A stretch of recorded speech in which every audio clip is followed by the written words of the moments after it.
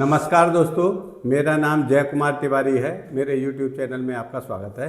दोस्तों, मैं आवास एवं शहरी नियोजन विभाग से सेवानिवृत्त सहायक अभियंता हूं। दोस्तों, जैसा कि मैंने पिछले वीडियो में बताया था कि उत्तर प्रदेश में आवास एवं शहरी नियोजन विभाग के अंतर्गत नए बिल्डिंग बायलॉज आने वाले हैं। तो दोस्तों, अभी आप अखबारों में देख रहे होंगे, नए बिल्डिंग बायलॉज का प्रारूप जन सामान्य के लिए आपत्ति और सुझाव देने के लिए अब जनता के बीच आ गया है। सरकार ने उसको दैनिक समाचार पत्रों के माध्यम से जनता के सामने रखा है और जनता को, अब आम जनों को, जन सामान्य को उस पर अध्ययन करके उसमें कोई अगर आपत्ति है या कोई सुझाव देना चाहते हैं वो सरकार को दे सकते हैं। मैं आपको इस वीडियो में उस समाचार पत्र की कटिंग को भी दिखाऊंगा और विस्तार से बताऊंगा कि इसमें क्या लिखा हुआ है, पढ़ के भी सुनाऊंगा। इसके अलावा मैं कुछ प्रमुख बिंदुओं पर भी इसमें बात करूंगा जो आपको ध्यान से सुनना चाहिए, क्योंकि ये बिंदु आपके लिए और जन सामान्य के लिए उपयोगी हो सकते हैं और भविष्य में मैं एक बड़ा परिवर्तन करना चाह रहा हूं आप लोगों के सहयोग से। सरकार के जो भी ऐसे नियम आवास एवं शहरी नियोजन विभाग में हैं जिनको कि बदलना आवश्यक है या बदलने चाहिए, उसके लिए मैंने अभी तक क्या प्रयास किए हैं, मैं आपके साथ हूँ। और भी अगर कोई ऐसे नियम है जिनको बदलने की आवश्यकता है, उसके लिए मैं प्रयास करता रहूँगा। तो आइए वीडियो शुरू करते हैं।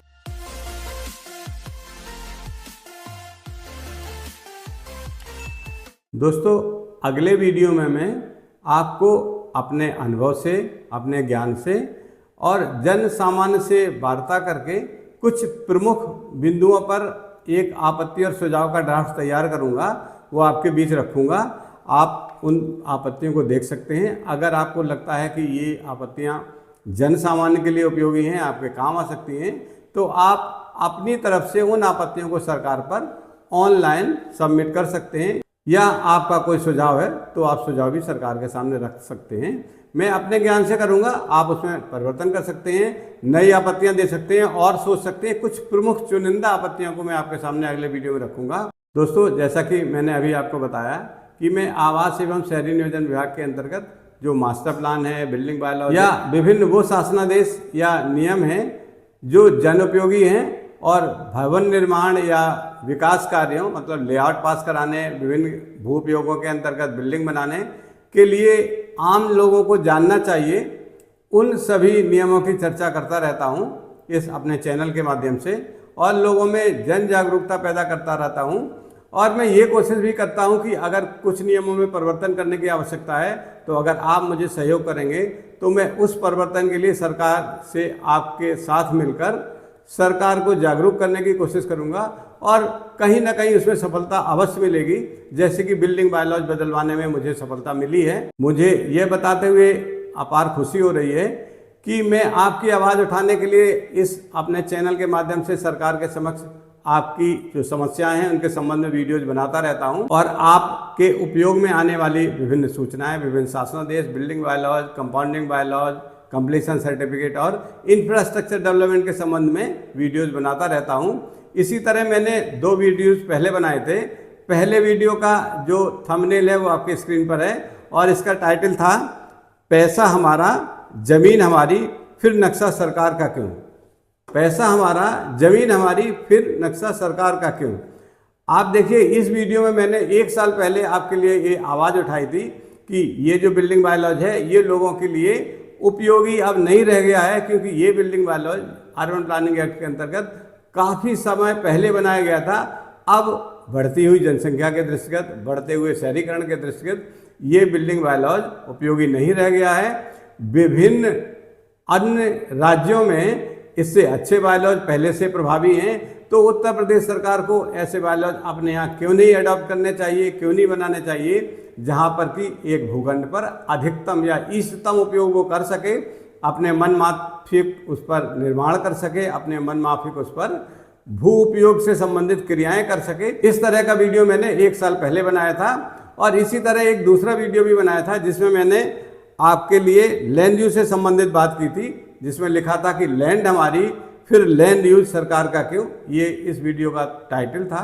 इसका थंबनेल भी आप अपने स्क्रीन पर देख रहे हैं। ये दोनों वीडियोज आपके लिए मैंने बनाए थे और इन वीडियोज़ का लिंक विभिन्न जनप्रतिनिधियों के माध्यम से, विभिन्न व्यापारिक प्रतिष्ठानों के माध्यम से, विभिन्न प्रतिष्ठित आर्किटेक्ट संगठन और व्यक्तिगत आर्किटेक्ट और जो हमारे पेशेवर इंजीनियर्स हैं उनके सामने भी रखे थे, उनसे चर्चा की थी। और अब ये मौका आ गया है कि सरकार ने बिल्डिंग बायलॉज बदलने के लिए तैयारी कर ली है। आपके सामने ये आपत्ति और सुझाव आप अपने स्क्रीन पर देख रहे हैं। सरकार ने नए बिल्डिंग बायलॉज का प्रारूप आपके सामने आपत्ति सुझाव के लिए रख दिया है।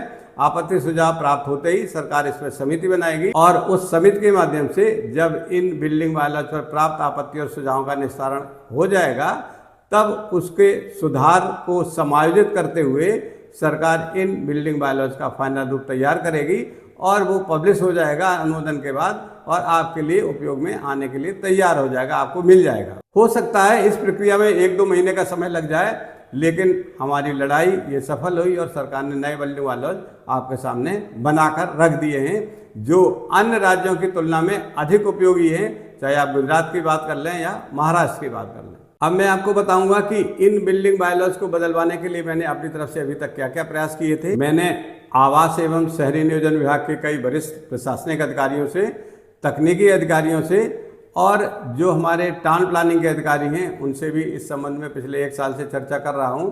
उनको ये समझाने या उनके संज्ञान में लाने की कोशिश कर रहा हूं कि वर्तमान में प्रभावी जो बिल्डिंग बायलॉज हैं वो अब जन उपयोगी नहीं रहे हैं। शहरीकरण बढ़ रहा है, शहर और जो प्रदेश है वो विकासोन्मुखी गतिविधियों में लगा हुआ है, सरकार बदल गई है। अब हमें या सरकार को बिल्डिंग बायलॉज बदलवाने की या जन उपयोगी बनाने की या विकास की गतिविधियों के समरूप चलने के लिए तैयार होने वाले बिल्डिंग बायलॉज की आवश्यकता है और सरकार ने इस पर काम किया और बिल्डिंग बायलॉज आपके सामने प्रारूप के रूप में प्रस्तुत है। आप इस पर आपत्ति सुझाव दे सकते हैं। दोस्तों, मैं ये बताना बिल्कुल भी नहीं भूलूंगा कि ये बिल्डिंग बायलॉज, मैं इसके लिए क्रेडिट अपने ऊपर बिल्कुल भी नहीं ले रहा हूँ। मैं ये बिल्कुल नहीं कह रहा हूँ कि ये बिल्डिंग बायलॉज मैंने प्रयास किया और सिर्फ मेरे प्रयास करने से ये बदल गए हैं।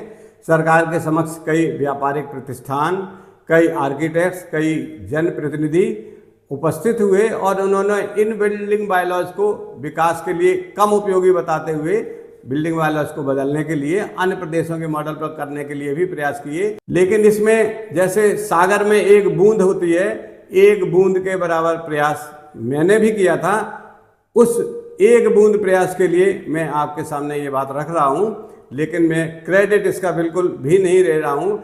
लेकिन अब मैं आपसे अनुरोध ये करूँगा कि इस बिल्डिंग बायलॉज के सभी चैप्टर, सभी पॉइंट्स, सभी टेक्निकल बिंदु ध्यान से पढ़ लीजिए और अगर ये बिल्डिंग बायलॉज कहीं सुधार की आवश्यकता मांगते हैं या आपको कोई अपनी सुझाव रखना है तो जो निर्धारित समय अवधि है उस समय अवधि में अपने सुझाव और प्रस्ताव जरूर रखिए, ताकि आपके सुझाव और आपत्तियां सरकार कंसीडर करे और ये बिल्डिंग बायलॉज और अधिक उपयोगी हो सके। दोस्तों, अब बिल्डिंग बायलॉज बदलने के बाद मेरी मुहिम वो चलती रहेगी, जिसके संबंध में मैंने दूसरा वीडियो बनाया हुआ था लगभग 1 साल पहले, जैसे अभी बताया कि लैंड हमारी फिर लैंड यूज सरकार का क्यों। क्योंकि जो मास्टर प्लान अभी बन रहे हैं उनमें कई जगह, कई शहरों में भू उपयोग से संबंधित कई गलतियां पाई गई हैं।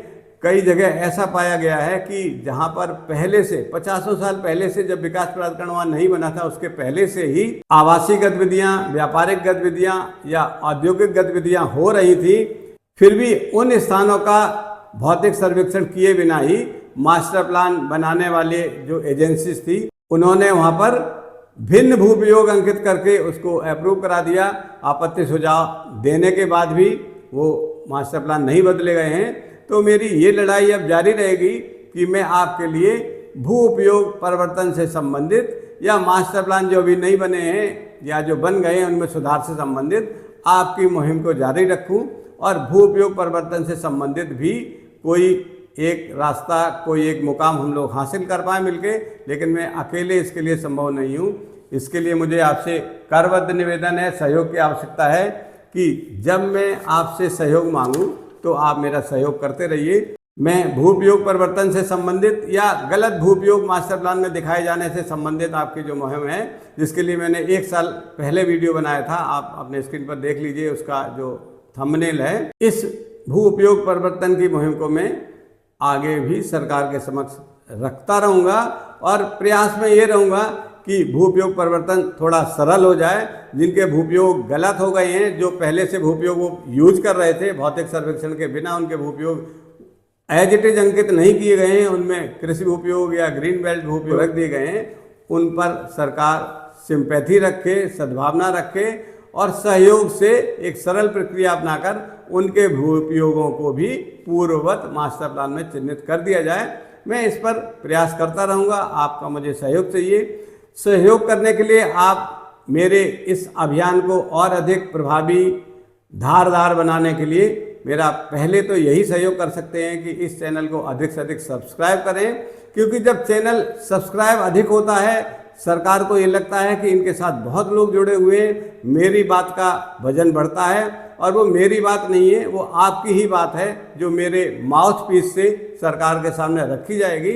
तो अब बिल्डिंग बायलॉज लागू होने के बाद मेरा अगला जो मुहिम है वो भू उपयोग परिवर्तन या गलत भू उपयोग अंकित होने में कैसे उनको सही करा जाए, इसके लिए जारी रहेगा। चैनल को अधिक से अधिक शेयर करें, अधिक से अधिक लोगों तक मेरी बात पहुंचाएं और अधिक से अधिक सब्सक्राइब करें। और जब मुझे आपकी आवश्यकता हो, आपके संगठनों की आवश्यकता हो, आपके जनप्रतिनिधियों की आवश्यकता हो या औद्योगिक व्यापारिक प्रतिष्ठानों के जो पदाधिकारी हैं उनकी आवश्यकता हो, तो मेरे साथ रहें। मैं सरकार के सामने आपकी बात रखने की कोशिश करूंगा और मैं नहीं रख पाऊंगा तो आपके प्रतिनिधियों को मैं इक्विप्ड कर दूंगा, मैं उनको संसाधन युक्त कर दूंगा ताकि इस संबंध में वो अपनी बातें सरकार के सामने रख पाएं और सरकार से भू उपयोग परिवर्तन में जो गड़बड़ियां हो रही हैं उनके संबंध में भी सुधार कराने से संबंधित कोई शासनादेश, कोई पॉलिसी, कोई गाइडलाइंस जरूर सरकार को जारी करनी चाहिए। दोस्तों, अब आप अपने स्क्रीन पर विज्ञप्ति का प्रारूप देख रहे हैं जो सरकार ने दैनिक समाचार पत्रों में 2-3 दिन पहले ही निकाली थी। यद्यपि मुझे ये वीडियो 2-3 दिन पहले ही बना लेना चाहिए था, लेकिन मेरा विचार ये था कि विज्ञप्ति पढ़कर जो हमारे श्रोता हैं, जो हमारे व्यूअर्स हैं, वो थोड़ा जागरूक हो जाएं। 2-3 दिन का समय लग रहा है और पेपर में प्रसारित होने वाली आपत्ति सुझाव से संबंधित विज्ञप्ति है या बिल्डिंग वालों से संबंधित जो भी सूचनाएं या समाचार हैं वो ज़्यादा से ज़्यादा लोगों तक अपने आप ही पहुंच जाएं, ताकि जब मैं ये वीडियो आपके सामने रखूं तो ज़्यादा से ज़्यादा लोग उस बात को समझ पाएं। तो आप अपने स्क्रीन पर देखिए जो आपत्ति सुझाव के लिए विज्ञप्ति निकली है, मैं उसको विस्तार से पढ़ के बताता हूँ। शॉर्ट में ही बताऊंगा क्योंकि आप स्क्रीन पर हैं, खुद पढ़ सकते हैं। बिल्डिंग वायरलेस की कॉपी है वो आप डाउनलोड कर सकते हैं। इसी विज्ञप्ति के अंदर उसका लिंक का एड्रेस दिया हुआ है। उत्तर प्रदेश शासन आवास एवं शहरी नियोजन अनुभाग 3 संख्या 1/9-30060-8-3099/1710/2020 लखनऊ दिनांक 15 अप्रैल 2025। सूचना विषय भवन निर्माण एवं विकास उपबदी 2025 प्रारूप पर आपत्ति एवं सुझाव आमंत्रित किए जाने संबंधी।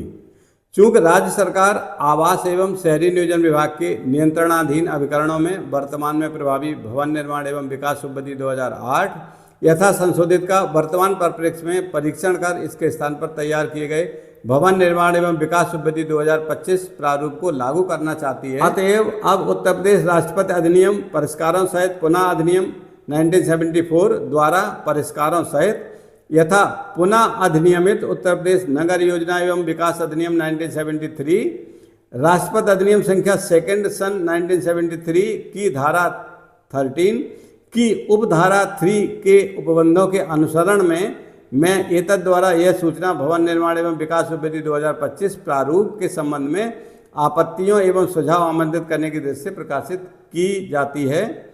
भवन निर्माण एवं विकास उपबदी 2025 प्रारूप आवास एवं शहरी नियोजन विभाग उत्तर प्रदेश शासन की वेबसाइट का एड्रेस दिया हुआ है, आप इस पर देख सकते हैं। वेबसाइट का एड्रेस है https://awas.upsdc.gov.in और नगर एवं ग्राम नियोजन विभाग लखनऊ की वेबसाइट भी इसमें दी हुई है https://uptownplanning.gov.in आवास बंधु उत्तर प्रदेश की वेबसाइट https://www.awasbandhu.in पर उपलब्ध है। अब जो सेकंड पॉइंट है इसको ध्यान से सुनिएगा क्योंकि इसमें दिया गया है कि आपत्ति और सुझाव आप कब तक और कैसे दे सकते हैं। इसमें लिखा हुआ है सभी आपत्तियां एवं सुझाव लिखित रूप में चाहिए। मुख्य नगर एवं ग्राम नियोजक एवं ग्राम नियोजन विभाग Uttar Pradesh Lucknow TCG 1A V-5 विभूति खंड गोमती नगर लखनऊ 226010 को अथवा email ID CTCP building bylaws 2025@gmail.com पर प्रेषित की जानी चाहिए। केवल उन्हीं आपत्ति एवं सुझावों पर विचार किया जाएगा जो इस सूचना के समाचार पत्रों में प्रकाशन की तिथि से 15 दिन के अंदर प्राप्त होंगे। P गुरुप्रसाद, प्रमुख सचिव। ये प्रमुख सचिव आवास एवं शहरी नियोजन विभाग द्वारा आम लोगों के लिए, जन सामान्य के लिए विज्ञप्ति प्रकाशित की है। इस विज्ञप्ति में दिए गए जो एड्रेसेस हैं वेबसाइट्स के, उनसे आप बिल्डिंग बायलॉज डाउनलोड करके उसको पढ़ सकते हैं, उसका प्रिंट निकलवा सकते हैं। ये लगभग 225 या 230 पेज का बिल्डिंग बायलॉज है पूरा। और इसके बाद आप पढ़कर जो आपत्ति आपको ठीक लगती है, उन आपत्तियों को जो नीचे एड्रेस दिया हुआ है CTCP के यहाँ भेजना है, वहाँ पर लिखित डाक द्वारा या ईमेल आईडी पर भेज सकते हैं। लेकिन आपको समय का ध्यान रखना है, ये आपत्तियाँ 30 अप्रैल 2025 के पहले ही उस कार्यालय में भेजी जानी चाहिए। उसके बाद प्राप्त आपत्तियों पर कोई विचार नहीं किया जाएगा, क्योंकि इस विज्ञप्ति का प्रकाशन दैनिक समाचार पत्रों में 16 अप्रैल को हुआ है और 15 अप्रैल को सरकार ने इस विज्ञप्ति पर हस्ताक्षर करके जन सामान्य के लिए जारी किया है। तो इसकी तिथि आपत्ति सुझाव देने की 30 अप्रैल 2025 ही है। अगले वीडियो में मैं कुछ विशेष आपत्तियों के बारे में बात करूंगा जो बिल्डिंग बायलॉज में आपत्तियां मेरे अनुभव से, मेरे ज्ञान से मुझे प्राप्त हुई हैं, उनको मैं आपके सामने चर्चा करूंगा। आप अपनी आपत्तियों को, अगर मेरी आपत्ति सही लगती है, उनको भी भेज सकते हैं, लेकिन भेजनी आप ही को है। मैं केवल आपके सामने विस्तार से चर्चा करूंगा। सरकार के सामने रखिए। जितनी ज़्यादा संख्या में आपत्ति एक ही बिंदु पर प्राप्त होंगी, उन आपत्तियों पर विचार किया जा सकता है। दोस्तों, इस सूचना के साथ ये वीडियो यहीं समाप्त होता है। नमस्कार।